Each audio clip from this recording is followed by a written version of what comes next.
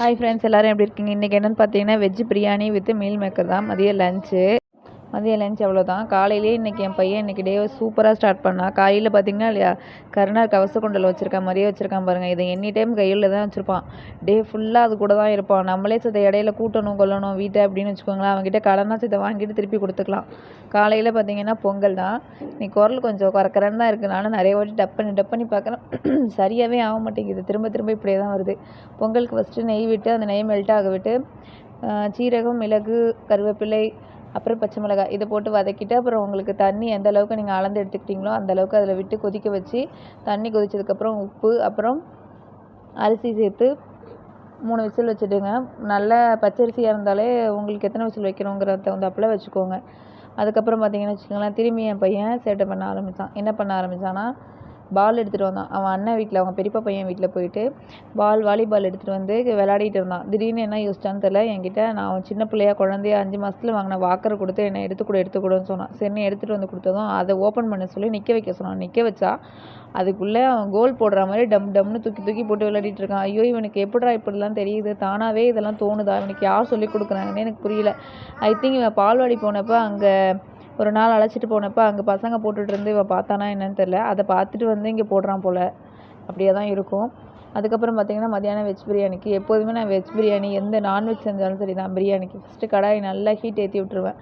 குக்கராக இருந்தாலும் சரி கடாயாக இருந்தாலும் சரி நல்லா ஹீட் ஏற்றி விட்டு ஃபஸ்ட்டு அதில் பட்டை ஐட்டமே நான் போடவே மாட்டேன், ஆனியன் தான் போடுவேன். அப்போ தான் அந்த பிரியாணி ரொம்ப பட்டை கிராம்பு இந்த ஸ்மெல்லு மூஞ்சில் அடிக்கிற மாதிரி இல்லாமல் மைல்டான இதில் இருக்கும். நான் மேக்ஸிமம் அதை போடவே மாட்டேன்னு வச்சுக்கோங்களேன். ஏன்னா எங்களுக்கு அது ரொம்ப ஹெவி ஸ்மெல்லாக இருக்க மாதிரி இருக்கும். ரொம்ப ரேராக நான்வெஜ்க்கு மட்டும் சேர்த்துப்பேன், வெஜ்ஜுக்கு ரொம்ப சேர்த்துக்க மாட்டேன். அதை இப்போ கூட பாருங்கள் ஆனியன் போட்டிருக்கேன், ஆனியன் போட்டு இஞ்சி பூண்டு பேஸ்ட் போட்டிருக்கேன். அதுக்கப்புறம் பார்த்திங்கன்னா இப்போ கருவேப்பிலை கொத்தமல்லி போட்டிருக்கேன், பச்சை மிளகாய் போட்டிருக்கேன். இது கூட வந்து பெருஞ்சீரகமும் பூண்டும் தட்டி போட்டிருக்கேன். இப்போ காய்கறியும் சேர்த்து வதக்கி கொடுத்துட்ருக்கேன். இப்போ காய்கறியும் நல்லா வதங்க ஆரம்பிச்சிருக்கு பாருங்கள், நல்லா வதங்கிட்டுருக்கு. இந்த இஞ்சி பூண்டோட ஸ்மெல்லு போகிற வரைக்கும் தான் கொஞ்சம் கஷ்டப்படுவோம். அதுக்கப்புறம் நம்மளுக்கு ஈஸியாக வந்துடும். இஞ்சி பூண்டு பேஸ்ட்டு நல்லா வதங்குற வரைக்கும் நல்லா வதக்கி கொடுத்துட்டே இருங்க. இஞ்சி பூண்டு பேஸ்ட்டு வதங்கினதுக்கப்புறமேட்டு நம்ம தக்காளி சேர்த்துக்கலாம். இது கூட தக்காளி பார்த்திங்கன்னா நான் ஒரு 2 தக்காளி சேர்த்துருக்கேன். தக்காளி சேர்த்து நல்லா கலந்து கொடுத்துட்டே இருங்க. இது தக்காளி நல்லா வதங்கணும். பார்த்திங்கன்னா நல்லா வதங்கிட்டுருக்கு தக்காளி. இது கூட நம்ம என்ன பண்ணோம்னா மீல் மேக்கரை முன்னாடியே வெந்நீரில் ஊற வச்சுட்டு ஒரு 5 நிமிஷம் போல் போட்டு வச்சுட்டு அதுக்கப்புறம் தண்ணி இல்லாமல் நல்லா பிழிஞ்சு வச்சுருக்கேன். அதையும் இப்போ இது கூட நான் சேர்த்துருக்கேன். இப்போ பார்த்திங்கன்னா இது கூட இப்போ தயிரும் சேர்த்துருக்கேன். அது எல்லாத்தையும் நல்லா கலந்து கொடுத்துட்டே இருங்க. இப்போது நான் அரிசி வந்து ஒரு 3/4 மணி நேரத்துக்கு முன்னாடியே நான் ஊற வச்சிட்டேன். இது வந்து நாங்கள் சாப்பாடு அரிசி, அந்த அரிசியை நான் 3/4 மணி நேரத்துக்கு முன்னாடியே ஊற வச்சுருக்கேன். அதையும் இப்போ இது கூடயே சேர்த்து நான் வதக்கிக்கிறேன். ரொம்பலாம் வதக்க தேவையில்லை, சும்மா 2 கலரி விடுவேன், இல்லைனா அரிசி உடஞ்சிரும் இல்லையா, அதனால் சும்மா பேருக்கு. இதுவே நீங்கள் பாஸ்மதி ரைஸ் யூஸ் பண்ணுறீங்க அப்படின்னா இந்த ஸ்டெப்பை வந்து நீங்கள் வேறு மாதிரி மாற்றிக்கணும். தண்ணி சேர்த்ததுக்கப்புறம் தான் ரைஸ் சேர்க்கணும். இது வந்து சாப்பாடு அரிசின்றதுனால இதில் 2 வதக்கிக்கிட்டோன்னா நல்லா உதிரியாக நல்லாயிருக்கும் பார்க்குறதுக்கு. அதுக்காக நான் ஃபஸ்ட்டே வதக்கிப்பேன் லேஸாக.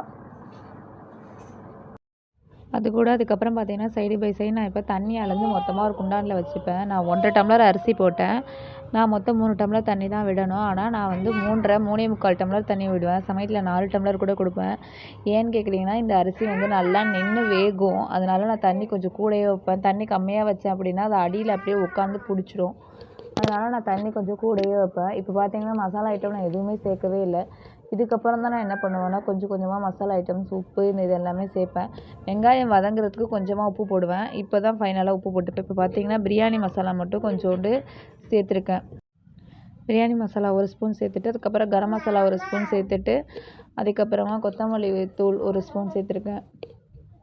என் தம்பிக்கு தான் அதிகமாக சாப்பிடுவான், அவனுக்கு கொடுப்பேன். நைட்டும் அதே சமயத்தில் கொடுத்தாலும் கொடுப்பேன். சமயத்தில் செட் ஆகாது போல் இருந்ததுன்னா கொடுக்க மாட்டேன். அதனால் நான் என்ன பண்ணிடுவேன்னா காரம் கம்மியாக தான் போடுவேன்.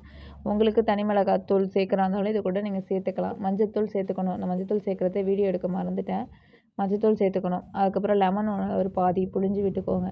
அதுக்கப்புறம் கொதிக்க விட்டு குக்கரை மூடிடுங்க. இப்போ பார்த்தீங்கன்னா சைடு பை சைடு நான் 2 முட்டை வேக போட்டிருக்கேன். அதுக்கு கொஞ்சமாக உப்பு போட்டு ஆயில் கொஞ்சமாக விட்டுட்டிங்க அப்படின்னா தோல் சுத்தமாக ஒட்டாது, ஃப்ரீயாக அழகாக வந்துடும். மேக்ஸிமம் முட்டை ஒட்டுது அப்படின்னு நினச்சிங்கன்னா நல்லதுனே நினச்சிக்கோங்க. ஏன்னு கேட்டிங்கன்னா முட்டை ஒட்டுனுச்சு அப்படின்னா முட்டை ரொம்ப ஃப்ரெஷ்ஷாக இருக்குன்னு அர்த்தம். எங்கள் பாட்டி சொல்லுவாங்க, முட்டை புது முட்டைனா தான் தோல் ஒட்டும் அப்படின்னு சொல்லுவாங்க. இப்போ குக்கர் மூடி வச்சுட்டேன். விசில் வந்துட்டுருக்கு. நான் மொத்தம் 3 விசில் தான் விட்டேன். எங்கள் அரிசிக்கு நான் 3 விசில் போட்டாலே போதும். உங்களோட ரைஸ்க்கு எப்படி பார்த்து போட்டு விசில் விடுங்க.